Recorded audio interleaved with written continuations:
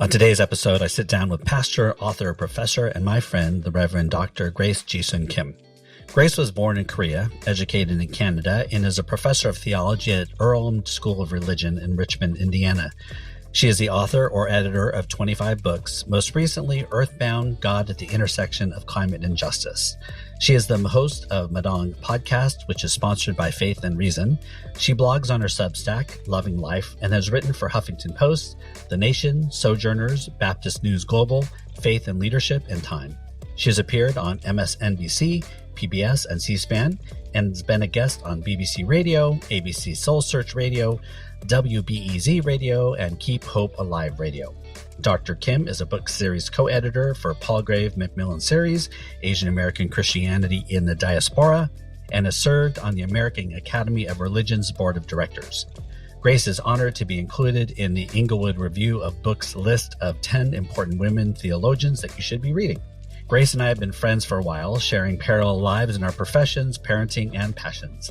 During our time, we talk about her current book projects, navigating culture and parenting, what it's like to live the itinerant life. We get into the weeds about being an author when I definitely do not make a play to be her literary agent.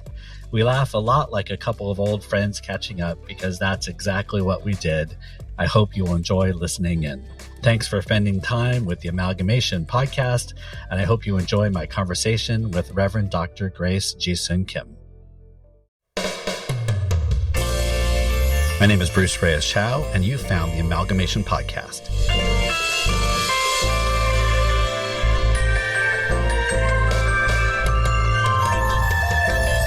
Each episode, I chat with inspiring humans, activists, artists, academics, and adventurers as we joyfully and courageously co-conspire to make the world a more loving, compassionate, and just home for everyone. Welcome to the Amalgamation. All right, I'm really excited to be here with my friend, kind of my twin, Grace Kim, and we are here to just talk about books, writing, parenting, all kinds of things. But first, Grace, just what's important to know about you these days? Tell us a few things that, what should we know about you? I don't know if there's anything important about me. You know, the number of people that always start with, there's nothing important to know about me. I love everybody that says there's nothing, but the show either. What are the, if we just need to know 2 or 3 things that, what should we know about you? You know, growing up, I was so embarrassed to be a Korean Canadian. I grew up in Canada. Oh. So being a Korean immigrant, but these days I'm embracing it more. So I'm happy about that. So I guess that's an important thing for your listeners to know, that growing up so embarrassed about the language, the culture, and the food, history, family, etc. But you know, coming to embrace my own culture and history and enjoying it. And, you know, the food, I'm not embarrassed about Korean food anymore, etc. So I guess that's an important part because it does come into my writing and my research, because I do use so much Asian concepts or Asian words or ideas into my theological writing. Right. Are there any like Korean Canadian things like that have like, has Korean Canadian stuff ever converged as opposed to Korean American things? I'm just curious. Maybe there aren't, but has there been any things like that? I think it's very similar. Yeah. Korean Canadian, we're just a very small percentage of the Canadian population. Well, Canada itself is so small. We're 1/10 of United States. US is so big. But I think it's very similar notions of racism. It may not be so much in your face kind of racism, but still very racist. Yeah. Society. So yeah, nothing so different. It's a lot of similarities. Yeah. Okay. Anything else? What else is important to know about you? That I am your Presbyterian PCUSA twin. That's right. Like our birthdays, I think, are a day apart, same year. Oh, that's right. I know. Well, I think maybe 2 days. When's yours? May what? May 3rd. Yeah, so mine's May 4th. Oh my gosh. You are 1 day older than me. That's right. Oh, I am your elder. Where were you born? Where were you born? I was born in Stockton, California. Look, we're giving out all of our now people are going to be able to log into our Amazon accounts or all that kind of thing. And my first pet's name was Ruffles, if anybody wants to try to log in now to... Well, the thing is, I was born in Korea, so May 3rd here is probably Oh, May 4th in Korea. So oh my we are gosh. actual twins. Yeah. So That is a trip. you and That I is are so funny. twins. That is PCUSA, ordained, so. Asian American, mother of 3 children. Oh my gosh. You have Yeah, three too? yeah, we both have Oh my 3 gosh. similar ages. Wild. We're same age. We're both podcasters and authors, so I think I we're very know. similar. Well, Yeah. yes, but let's talk about you as an author. Let's just jump into that. So Okay. I mean, I tease you a lot, but and you just have to take the affirmation. It feels like you've written 5 million books. I'll take it, but it's I not 5 mean, million. I know. I mean, I will have never dreamed that I would have written 6 books. I mean, and I say that with all honesty. When I was in high school, I wrote, but I would have never thought that I would have written 6 books. And I will fully, I will never believe that. So, Yeah. how many books have you written? I mean, what is your Well, I number? hope that we can talk a little bit about Earthbound. This Yes, is my exactly. 25th, but then 25th. Okay. yeah, but then I have another one coming out in a month or so, so that'll be 20. Okay, so let's talk about Earthbound. So Uh-huh. Earthbound, God at the Intersection of Climate and Justice is one of your more recent ones. So tell Yeah. us about that one. Yeah, so just to go back, when you said you never thought of writing 6 Yeah, books.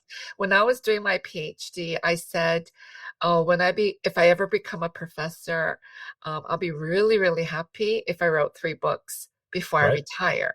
Because all the professors around me had only 1 or 2 or 3 books. Like 3 was kind of like really a lot of books. And, I was born in Korea, an immigrant child going to ESL. I wasn't even a good writer, and I don't think I am that great either, even now.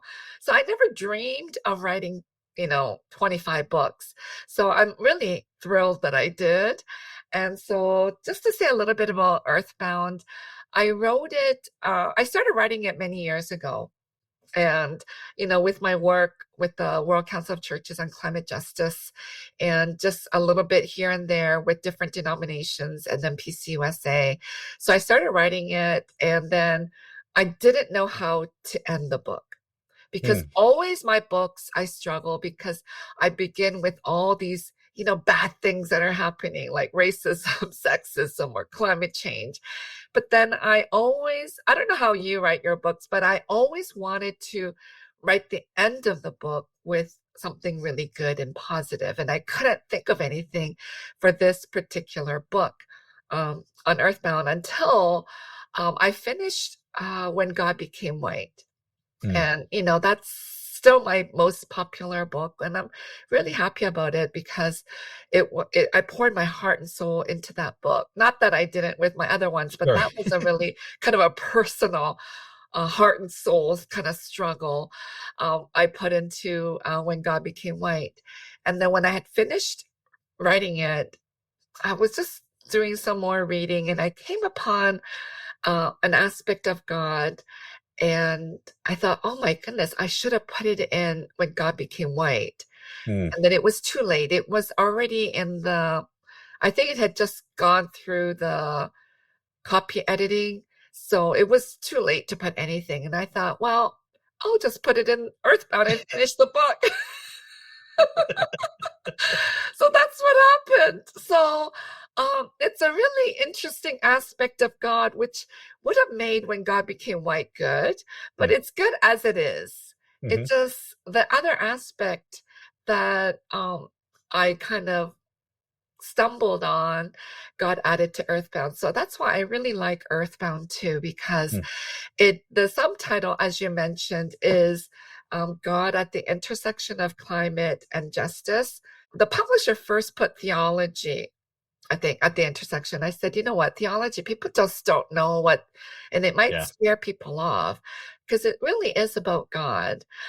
So I asked them to take out theology and put God at the intersection because that's what the ending of the book is, which I really, really am happy about. Oh, So, they wanted to title it Theology at the Intersection? or something. I know theology was in Oh. the subtitle. Oh God, no. Thank you. So I said, as a theologian, it's fine, but then I want as many people to read it. I know. Seriously, do they want to sell the book or do Yeah. they not want to sell So the book? theology always scares people away. People Sure. just are a little scared about it. So I'm glad they took out theology. I told them to, Yeah. and now it's got at the intersection. Oh, good. Yeah. So who's picking this book up? Like, is it a book group? Is it I mean, like, So who's the far, target? Yeah. well, the target, you and I, is like everybody. We want everybody to read Yeah. it. But I think Everyone. everyone, please grab Earthbound. But I think at the moment it's many church groups. So Mhm. churches focusing on climate justice. I think PCUSA, they have earth care groups and they're trying to form into, as spread into as many churches as possible. But you and I know PCUSA churches are so tiny and Right. people are not putting their heart and soul into this climate change. There are many churches I've actually visited that are, but majority were not. But I think right now a lot of the target group is this church group and then also seminary students. So I'll be using it in my eco-theology class in the spring.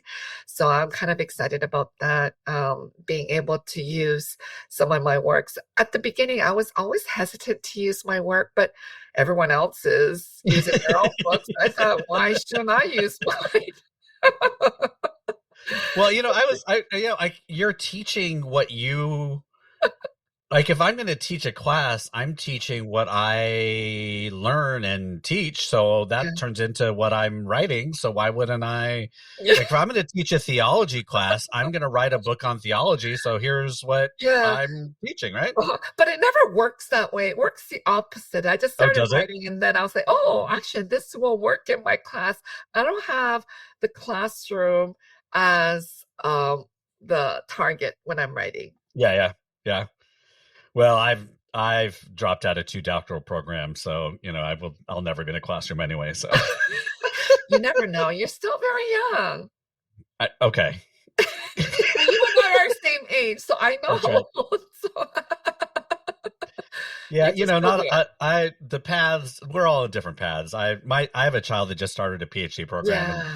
she is loving it, like teaching undergrads and doing that whole thing. And I love watching that journey for them and all that kind of thing. But have fun with that. But anyway, so this writing thing for you and Uh-huh. for me, I mean, I think it really is an interesting kind of journey because you're doing other things too, right? I mean, we're not just writing. Like some people we know, Yeah. like that's all they do is Yeah. they're able to just write and somehow make a living doing that, which I know, it's which is great. unbelievable. Yeah, I mean, it's great. I'm all for people who are able to do that, but not everybody can do that. I'm not jealous at all. No, not at all. I'm not bitter. But if folks do that, so how do you write? I'm just curious. We'll just move into that. How do you write? What's your pattern? What's your discipline? Because we know I have friends that write every day and all that kind of stuff. But what do you do? I'm just curious. I don't know if you have a discipline, but actually I have no discipline. I love it. So what do you do? Just tell what. Yeah. How does your I don't have writing go? any plans. I don't have any like structure. Like I have a friend who gets up early in the morning and that's what he'll do in the morning for a couple hours, right? I have none of that. I don't even have any set time of the day or during the week. I just write whenever I feel like writing. Because I know when I can't write, there's no point just sitting there because I'll just get more upset and stressed out. So I just write whenever I feel like writing. So And you have a deadline that is I have no deadline. well, you have a deadline. Like you sign a contract and you like there's a deadline. No, I only send to publisher when it's almost done. So I don't have a deadline. So you wait a minute. I know. I'm the oddball. I know everyone else gets a contract and then starts writing. I'm like almost at the end and then I go, Oh, so you're smart. yeah. That's actually No, I'm smarter. not. Well, that Everyone is else gets smarter. smarter. So that's why I have no deadline. I just write. That's actually not. That is kind of smart though. That's how you can. That is interesting though because that's how you can. It seems like Uh-huh. they're just coming out all the time, but if you're writing almost to finish and you're only like 10% left to do, then you say, hey, I have a book that it's like, I'm 3 months away. Then let's sign it. And then you finish it off. And then it feels like it's coming out. See, but the thing about me, I'd probably have like 12 of those. And I would just Oh, never, really? I would just never finish. Well, no, I have a lot of books I never finished either. So I started a few and then there's no interest.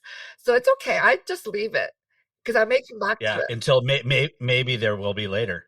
Oh, that's Yeah, I interesting. just think they may come back later or I use parts of it. But yeah, I've stopped getting contracts. But one of my other friends did that and I said, oh my God, that's so crazy. But then I ended up doing that too. That's really interesting. Yeah. So it's Huh. almost done and then I'll ask a publisher if they want it. Because that's almost old school. Like, that's what Is it it? used to be like. Oh, I Yeah, didn't that's know what it it. used. I don't see. That's why I don't know anything about writing. I'm just writing, Bruce. Because it used to be that you wouldn't, I mean, it's somewhat, right? It used to be where people wouldn't look at you until you had something written, and then they'd be like, okay. And then after you've been around a while, then they might, they give you an advance so they pay you to write. But you're just like, okay, here's something. Do you want it?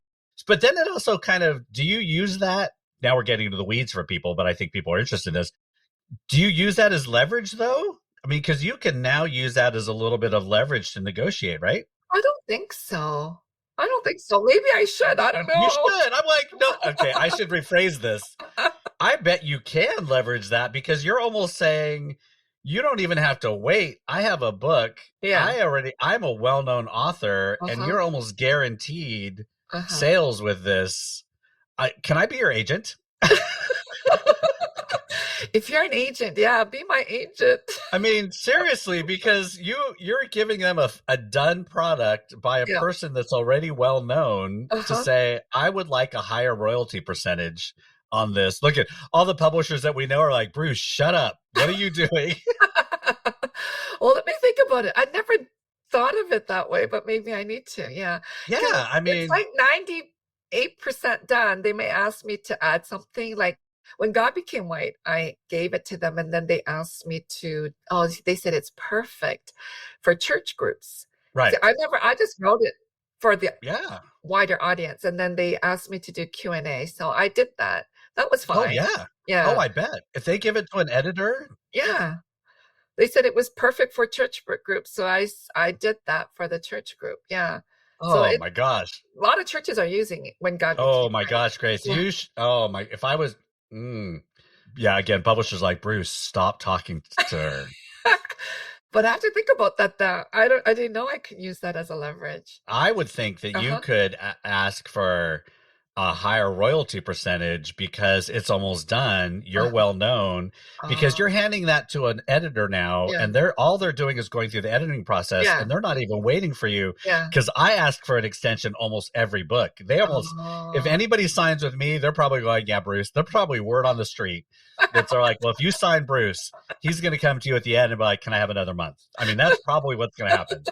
So, I mean, it's going to be a good book. I think I'm easy to work with. I all that kind of stuff, but they're Uh-huh. probably like, Bruce is going to ask for an extension at some point. So just build that in, people. Like, it'll be fine. He's great to work with. Uh-huh. He'll do all those. But yeah, I would. Do you have an agent? No. Do you have an agent? I've talked with literary agents. It's actually a really interesting thing to do is to talk to Uh-huh. a literary agent Uh-huh. because I've wanted to try to build up a little bit and do a Uh-huh. bigger book Uh-huh. and it's been really a very interesting conversation to talk with literary agents to kind of quash your dreams a little bit, to Uh-huh. crush what you think you could do, Uh-huh. because I think it's helpful, Uh-huh. but also to encourage you to do things that maybe you didn't think about doing, and to explain what you need to do in order to maybe take the next step and what Uh-huh. you might want to do. Because I don't know if you have if you have dreams about writing or what you might want to do, but I think it's worth talking to a literary agent because especially if you have that many books already, I bet Uh-huh. literary agents would talk to you Uh, and to have do you conversations. And have then one? you don't really have one Uh-huh. until they have a project that they want to sell to somebody. Oh, I see. So I have my name in with people, and if Uh-huh. publishers come to them and there's a Uh-huh. project that Uh-huh. they think I would fit, then they'll come to me. Mm. So that's kind of how it works. So kind of, but not yet. Kind of Okay. thing. Yeah. Oh, well, after the podcast, we need to talk more, Bruce. Yeah. You are a wealth of wisdom, which I need to draw from. Because I'm just, like I said, I have no plans. I just kind of write. Bruce, I'm like this lost soul kind of Oh, journeying please. around, writing this and that. And we both have spouses that probably help us allow us to be able to do this too, right? I mean, just it's a good thing that Well, we're be able yeah, he's to, like, okay. Yeah. because Yeah. help us, do Uh, whatever, and yeah.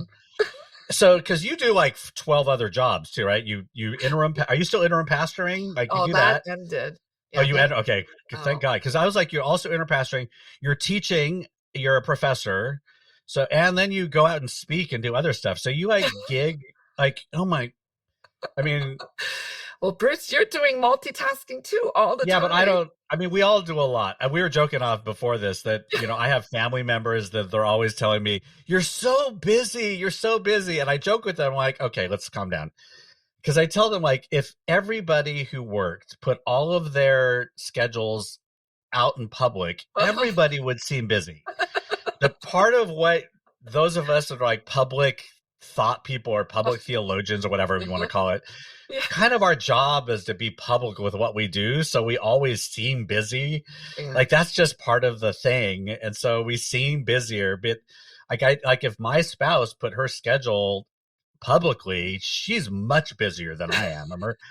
Our shared calendar, hers is far. Like I have whole blocks where it just says "get shit done." Like that's all my. That's like I have this whole block of like 4 hours today after I'm done recording this. It just says "get shit done" and it has a cafe address. I'm not kidding. That's all it says. That's hilarious. I think you are just some, a PCUSA comedian. I just remember one time one of your social media posts, you said, I'm gonna fire My team. my team, my whatever you were listing them, and then you wrote, and that's all me. Oh, so you know what? Okay, this is a great story too. I know people who are listening to this podcast. I was so looking forward to this because Grace and I have known each other like off and on. I don't know if we've ever been in the actual same physical room for more than an hour together, but we've like connected over podcast for the years, and so it's like friends hanging out. So if this is already annoying you, I'm sorry, but this is what we're going to do for the next whatever. So that story itself, I had a person that I met who was a young person at a certain point. We met, she's Presbyterian, has been Presbyterian. She emailed me, Emmy, you're listening to this, and who's a virtual assistant. And she said to me, so I've noticed that you have fired your team multiple times. And I want you to succeed at what you're doing. And so let me tell you what people like me do. I'm a virtual assistant, and you don't have to use me, but let me tell you what people like me do. And so I hired her. You did? And yeah, and it has changed my life. I mean, wow, how did they change your life? Tell me. because she basically, it's taking us, so it'll be a year in January, and we just basically work together, and every bottleneck in my administrative world, we have figured out she just does. So everything that I hate doing that slows me up, I don't do anymore. So all of my Like and what? it's a varying, like we just had to figure it out, like invoicing, Oh, calendaring, oh, okay. so podcast producing, Yeah, Emmy. So yes. Emmy, who's been talking with you, Uh-huh. she handles all my scheduling. Um, She sends the uh-huh, contracts for my speaking uh-huh. thing. So I don't do any of that. Oh, So I okay. don't spend Uh-huh, the extra okay. 5 hours that it takes to do all of that stuff. So Oh, I can write and I can uh-huh, do that stuff, and uh-huh. that's fun and it frees me Oh, up. And so I oh, haven't had to fire. Now if I say I fired my team, it's uh-huh. actual people. So I just can't be so Mhm. I can't do that now. I can't just say I'm firing my team because Oh, I see. that is Well, just, that's good. That really helped. but it was because I just kept firing my team that she's like, Uh-huh. so I see you keep firing your team. And but it means that I have to keep, like, now I have to hustle to find work all the time. Like I have to actually, because To pay for her. I got a payroll now. I gotta like I'm like, you can actually do this though. But it's actually been really like freeing. I gotta like, okay, now I gotta do this real. But I've been able to see over the last 6 months that it actually has, like, you invest in something, Uh-huh. it actually helps to grow something more and try Well, you to. know what? You and I should just do a conference together. I'm actually Uh-huh. thinking about the growing something into like how, like, because not everybody can be huge, you know, lack of a better influencer type people, but Mhm. you can do it partially. Like you Mhm. can do it. Yeah. If hey, Lily people, I am totally applying for a Lily grant at some point about how to do this for pastor types who want Mm. to do some kind of outlet for their ministry Yeah. and still do ministry in mainline churches, Uh-huh. but Yeah. also have these other outlets. Mhm. I think there's something there. Anyway, Yeah. No, and I don't know what the Zephyr is that right? Zephyr? that's one of my little Yeah. things that I So do I'm as well. thinking, Yeah. yeah, you should do an event there, and then I'll speak there. I know. I Yeah, know. I've never been there, but it looks beautiful. You keep posting all these I'm beautiful seaside, I don't know if it's sea or lakeside pictures, so Lake, yeah, it's like, yeah, that's, I mean, I'm like, you got like a little anchor, just a little uh-huh. something. Oh yeah, no, Yeah. it's good. So how do you handle your gigging? Like, so you do all these things. How do you balance all of that? You must like figure out a way. How do you balance it? Or are you just haphazard and do as it comes? I mean, are you really that haphazard? I mean, I am probably a bit more haphazard than you. I have no plans. If it comes, it comes. So that's how I roll, but I have a booking agent though. oh, you do? Okay, so look, you have a booking Yeah, agent. See, but I don't that's have one. not for my whole life, it's just for events. Yeah. Okay, well, Yours, that's something. Emmy, is for your life, right? Well, it's Yeah. mostly just booking, but Oh, she has access to all of my calendars. So mm, she's able to see, she said, okay, it looks like you're doing a family thing here. yeah. Are you gonna, but she does, so it's only my business world. Yeah, So you do so have a booking agent. yeah, Okay. Well, yeah, that's okay. So, well, then, yeah, but yeah. my Okay. agent isn't like I think yours is more of a personal assistant. Yeah. Yeah. She does So, do, because she handles cross things for yeah, so sure. he doesn't look at my calendar, no. Oh, I don't really? let anyone look at my calendar. That's so Oh, personal. yeah. So But men are not as yeah, person yeah. she's also like, are you really getting shit done right there? Or can I use that time? So, yeah. So I have yeah, one yeah, So so that person will say, "Hey, somebody wants to talk to you. yeah, Can we?" Oh, okay, yeah, I gotcha. yeah, Yeah, so yeah, does the because that's a lot of work too in between going. yeah, Yeah, yeah. yeah. No, I want somebody to just like, if it's free, block them, put them in, Mm, that kind of thing. So uh-huh. that's what I use them Oh, for. okay, yeah. So who's the person in your life that says you're doing too much? Probably my kids. Okay. Because I don't know if you know, I was in an accident recently. No, no. So I was in a bad accident. It was October on my way to an event. I was on my way to speak at an event. Anyways, I was in an accident. So my kids are like, you're doing too much. They're always on Uh, my case. Yeah. hmm. Because you should just rest and do nothing. And I'm like, yeah, once you guys all graduate, you guys are my retirement plan. Until then, I have to hustle and bustle. That's why we had you. Yeah, yeah. So you can take care of us, right? Yeah. Yeah. So Yeah. yeah, and so one's in med school, so he's like, I'm Yeah. sending him all the X-rays and everything. So yeah, they're like, you got to do So let's move to kids. So you're raising, how old are your kids? 27, 24, and 22. Oh my gosh, we're almost exactly, because mine's I know. 20, 29, 24, and 22. Yeah, so we're Yeah. almost So you exactly. got married earlier than me. That's why. We did. We waited though. We waited. Robin was 30. Yes, 30 when we had our first one. So I was 26. Is that right? Something like that. Yeah, yeah, Yeah. So that's why yeah, you're, yeah. yeah. So We yeah, had so I'm a little bit. earlier. Yeah. I was 29 when I had my first. So Yeah, so you and Robin were about the same age when you had yeah. first ones. Yeah. So yeah, what's it like raising young adults right now? How's that? You know, it never gets any easier. I Yeah. always thought it would. And I remember when the kids were younger, someone said, oh, from 0 to 10 or 12, it's a headache. And then after that, it's a heartache. Yeah. I don't know what the heck she's talking about. But anyway, she was quite right. Yes. Yeah. Yeah. I tell people it's just differently hard Yeah. as it goes. So It's yeah. so hard. Yeah. You just have less control as they get Yeah. older. You just have to watch it. Yeah. It's hard to let go. And, you see them falling and stumbling and, you want to, well, I jump in many of the times. You don't want you to.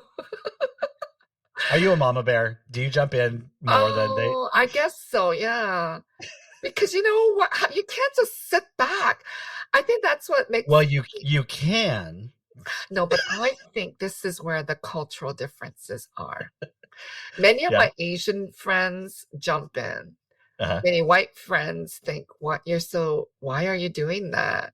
They're Yeah. all adults, they can just do their own thing. But I don't know. I don't know if it's cultural, but that's been my assessment. Yeah. Culturally, especially with the Korean, you're Filipino, with Yeah. the Yeah. Korean context, family is family. Yeah. Yeah. Um, and I remember many years ago, friends said, they're like in their 50s and 60s. They go back to Korea to visit, their parents. So their mother might be 80 something years old. And you go visit them, and then they'll get up early in the morning to make your breakfast. Yeah. Yeah. And it's still they are still your mom, and they're going to feed you like you are 15 years old. Exactly. No. Yeah. Yeah. That's the Yeah. Yeah. thing. I think that's so ingrained. I don't know if it's ingrained in you, and your kids are bicultural, Yeah, yeah. Well, biracial. they're Filipino. Every once in a while, my wife has to says, "You're part white," and they're like, "Yeah, I guess." Yeah. So, okay. So, but mine, so Korean and, so it's still part of me. That's why I feel like, yeah, they're in their 20s and you still kind of jump in. And so that's why it's still a lot of work. Yeah, I know white people, they're like all free, but you're still mentally and somehow spiritually tied with them, and you're still a parent, and I'm yeah, still a mom. None of them live at home now. My youngest just moved out, but still, yeah, intertwined, intermeshed. yeah. It's interesting because my kids are Filipino Chinese white, so I'm half Filipino Chinese, and they're so funny because they do identify mostly as Filipino because that's the dominant cultural reality they had. But every once in a while, they have to they're so funny because they'll be somewhere and somebody will be talking about Chinese people, and they're like, at what point Oh, do we we're tell people that we're Chinese too? They'll do okay, because they know their Chinese side pretty well. Okay, we have to, we're Chinese too. They never have to worry about the white side. They're not like, whatever. But it's like, we're Chinese too. So we're going to tell them we're Chinese. Because that part of the side is very Chinese. There's the very definitive Chinese cultural stuff that they don't really jive with, but they understand it and they can navigate it. And then there's very distinct Filipino stuff. There's just really interesting dynamics around that they also navigate pretty well. That I think falls right in between kind of very independent Western stuff and much more Chinese, kind of Eastern, very ingrained thing. And that Filipino, which is like everything Filipino, is this really mixed, overlapping, who are we kind of mixed everything, right? Which is always fascinating. And essentially, our youngest just moved out. Finally, we're truly empty now. Yeah, it's like me. Nobody That's has a why you room. and I don't know, you and I are like twins. Yeah. Yeah. It was really it was our last one. We're like, no one has a room now. Yeah. We're like, wow. And she's started this PhD program, has her own apartment. This is where she's going to be for the next 5 years. And Wow. I guess, okay. She has a new driver's license from another state. We're like, Wow. oh no, our baby. Wow. Yeah. It's like, what? Oh no. Yeah. But, I think the thing about young adults right now, though, is their world is just so much different than it was for us growing up. I mean, just watching their friends and, we're very fortunate and they're they're going to do financially fine, their ability, their, generational wealth and all these things, that they're going to be okay. But watching their friends try to find work, or, Yeah. just their struggle for their friends who've just graduated. And Yeah. I mean, I don't know how a lot of them are like, they have friends. I mean, talk about some cultural stuff. They have friends who, like, their families are basically like, you're on your own. Good luck. I'm like, damn. It's like, you guys can just come home, right? I mean, Yeah, see, I think that's the cultural, and not every Asian's the same, not every right. white, Yeah. but just generally speaking, yeah. And the Korean mentality in Korea is you live at home until you get married. Yeah. So Yeah. if you're like 30 something, not married, you still live at home, and it's Yeah. just It's the fine. norm. Well, and it's even just more norm, like, everywhere these days anyway, just financially, like, it's just Yeah, financially, no becoming, one can afford. Yeah. yeah. I mean, it's just because, so even like, I'm even surprised that even, generally speaking, white families, I'm like, your kids can't afford, like, maybe you could have done that Uh-huh. 30 years ago. You could just figure it out, like, suck it up, find a job. But now, like, you're asking your young adult to go out there when they can't even find a barista job, like, Yeah. they can't find any work, and you're telling them, good luck. Like, you're just out there these days. And I'm watching, hearing stories about just like trying to find a relationship or friends these days is even more daunting for these Mm, young people. It just is yeah. even crazier. Oh my gosh. Yeah. Yeah, it is. The different world. It is, boy, I tell you. But I'm so grateful that my kids get along, and we just had all of them home. How often do you get them home all together? It's not often, Yeah, maybe once a year.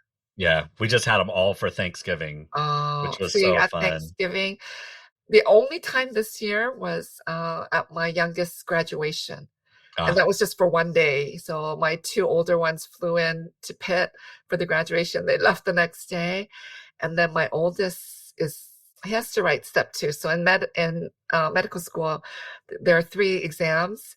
oh yeah. So he has to write that, which is the major one.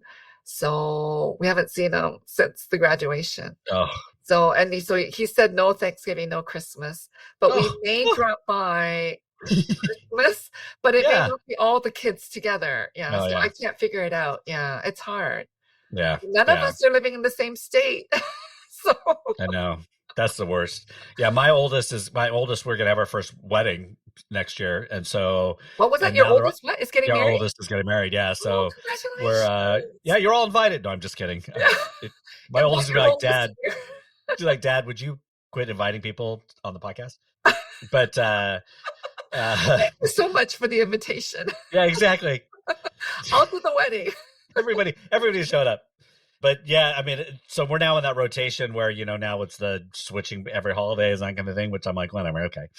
But yeah, so it's that whole, like, how do you get everybody together now and all the balancing, and we're Yeah, like, but our it's family's the hard. best family. Come to us every time. Yeah. Yeah. Anyway, okay, we've been chit. Everybody's like, okay, quit talking about your families. You all, it's wonderful. It's great.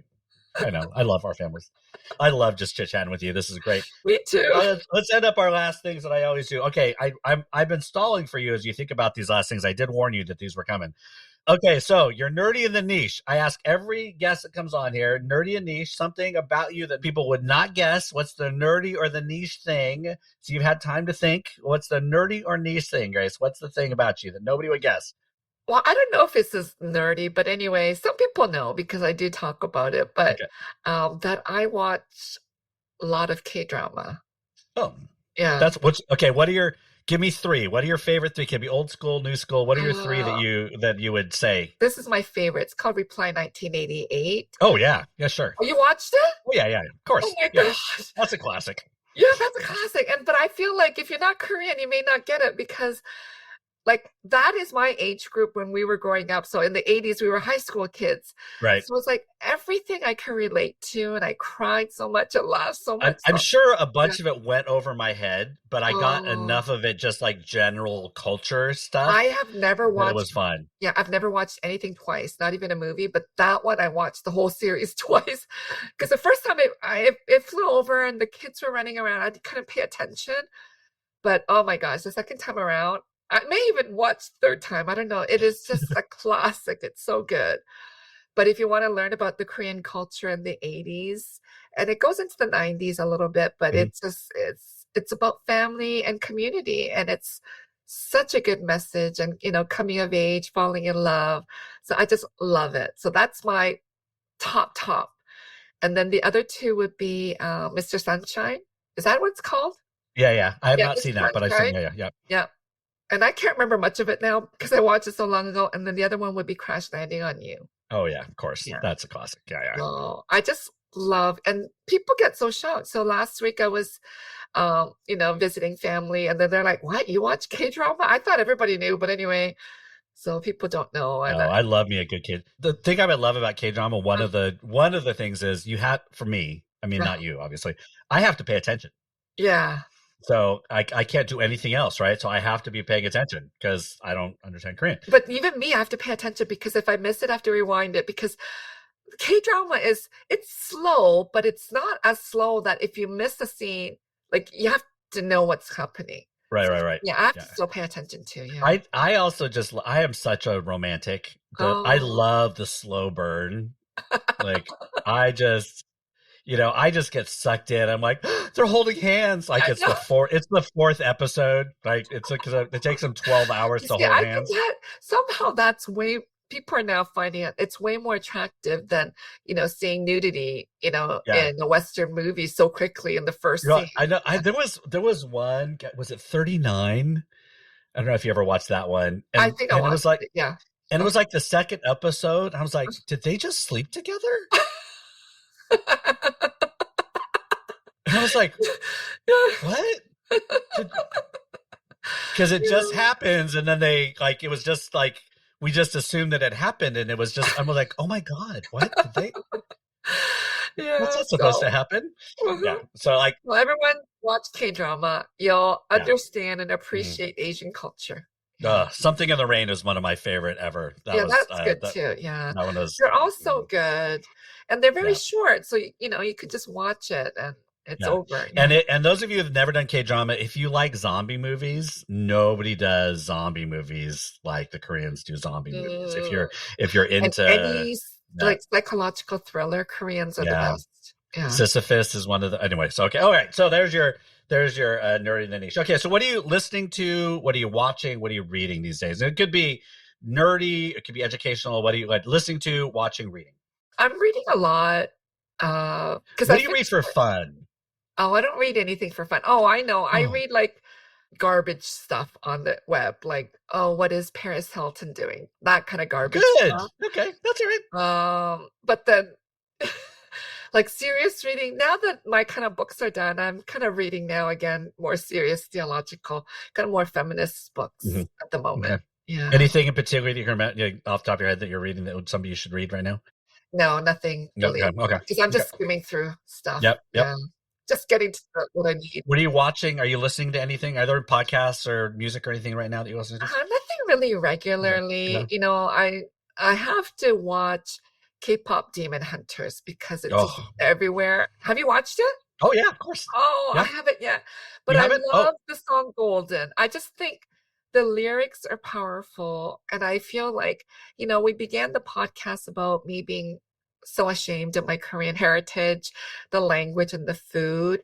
And part of that lyric, how does it go? I'm going to be who I was meant to be or something like yeah. that.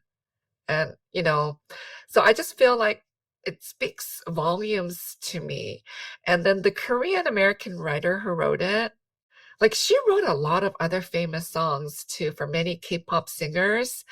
And she said she was, I think, on her way to the doctor's or sitting at the doctor's office when she wrote it. It just came Huh. to her. And I just thought, wow, it's such a powerful song. So I have to go watch it. I'm watching so many drama that I have to keep watching these other ones, but I'm gonna watch.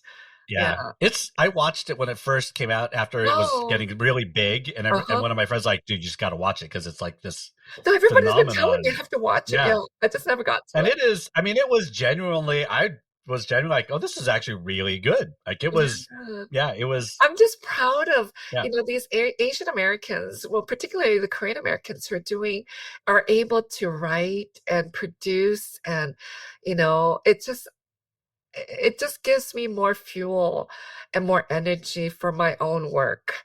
That, Yeah. so many times, I don't know how you feel, Bruce, but we're so isolated and just doing our own little thing.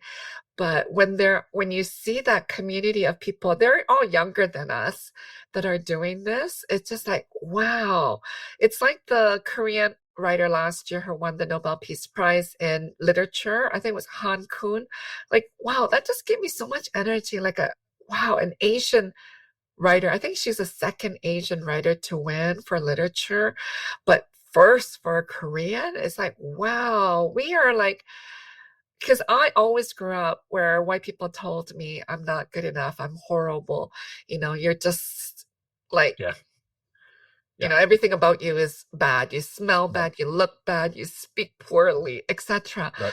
But now that we see these people rising around us, singing that, number one hit, Golden, and even, K-pop Demon Hunters, I think was number one on Netflix, wasn't it? Oh, it's It's still in still the number top one? 10. It's still in the Yeah, top and 10 then on before Netflix. that was Squid Game, so Yeah. it's like Yeah. amazing. Like without these Asian or Korean writers, Netflix Yeah. would be bankrupt. I'm telling you, because there's nothing worthy in there Well, to it's so, watch. I mean, it is interesting. I mean, we are, I don't know what age we're considered. We're a little above middle age. I don't know, whatever we are, but it's that even still representation still impacts us at our age. I mean, Yeah, it's like yeah. we've been watching on Apple TV, Chief of War with Jason Momoa, Oh, and I can't watch it. it's all Asian Pacific Islander actors, and you know, I just turned at one point. I turned to my wife, and I like. It's still amazing that watching all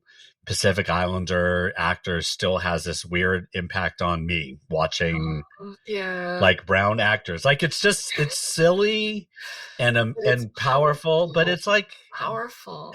how deep that still kind of touches Yeah, us, like, and it because we had nothing like that growing how up. terrible it is that that's what the world has done, right? That at least that it's still at this age still has that kind of impact, and how much work we still have to do, Yeah, right? But uh-huh, how much still yeah, much yeah. Yes, I uh-huh. appreciate it. All right, last question for you. Any rants you still have about the world, or any encouragement or comfort you want to offer people? I have lots of rant, but I don't want to end on a rant. So a lot of encouragement. I just think if we're kind of true to our own identity and our own selves, instead of hiding away from it, I think it will really help us. So even in my own life journey as a theologian, that all the hurt and pain I experienced in my childhood and my youth, saying, there's something wrong with me as immigrant, etc., has now come back, and I'm just embracing it. Like the first time I'm on a bigger plane where there is movies, I'm always looking at the international section because I have to watch a Korean movie, right? So I recently went to Korea. I just watched like 5 Korean movies there, and then I watched another 5 coming back, rewatched some of them because I can't get enough of it. So, I'm just embracing my own heritage and culture and my language. And so, and these are for the younger students too, because I don't think my kids embrace it as much as I do. I think I'm like overly embracing it, but sometimes I do it so that my kids will be excited that they have this long history and this long cultural richness that they could always draw on and be excited about. So, yeah. Great. Thank you. All right, how can people get in touch with you and connect with Oh, you? please subscribe on my Substack. It's called Loving Life, but just Google Grace Jisun Kim so you can subscribe and then find my podcast, Madang Podcast. And then I'm on social media, X, Blue Sky, Instagram, and Facebook, all under Grace Jisun Kim.